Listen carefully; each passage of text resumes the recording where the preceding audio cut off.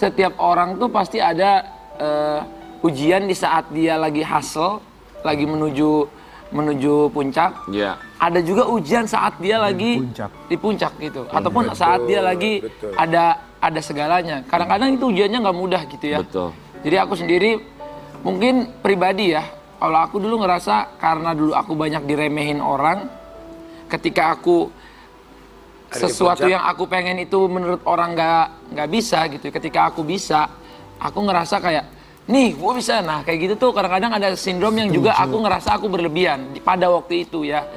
Jadi memang kayaknya manusiawi, pasti kan gak ada yang sempurna ya. Kita semua tidak luput dari salah dan silap. Jadi dalam progres itu pasti aku juga banyaklah pelajaran ya.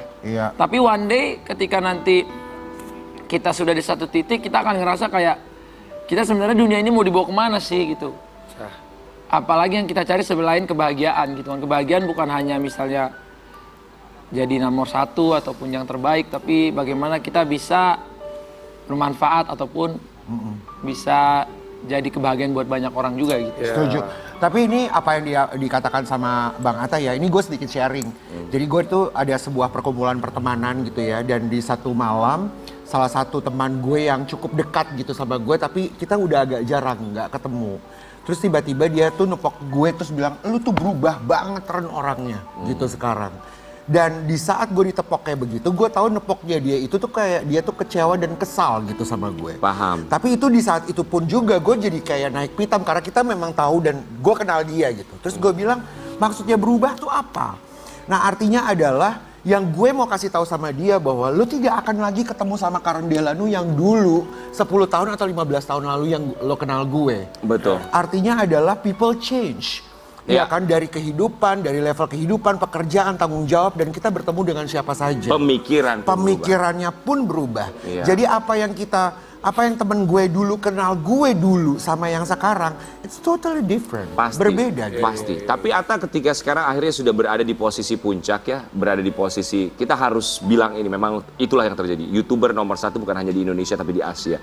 Apa sih berikutnya yang bisa membuat seorang Atta Halilintar merasa bahagia? Karena gini, dulu mungkin kita mimpinya hanya sekadar apa yang kita nggak punya gitu ya.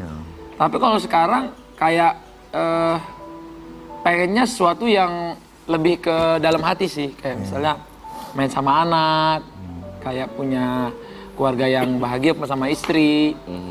Terus misalnya kita bisa menghidupkan orang lain yang memang bukan punya tali keluarga, saudara atau darah sama kita, tapi kita bisa ikut membangun hidup mereka gitu. Itu menurutku salah satu kebahagiaan sih buat aku gitu. Tapi Atta sadar gak sih, sekarang ini anak muda banyak yang cita-citanya kalau ditanya pengen jadi apa, pengen jadi YouTuber, pengen jadi kayak siapa, pengen jadi kayak Atta Halilintar.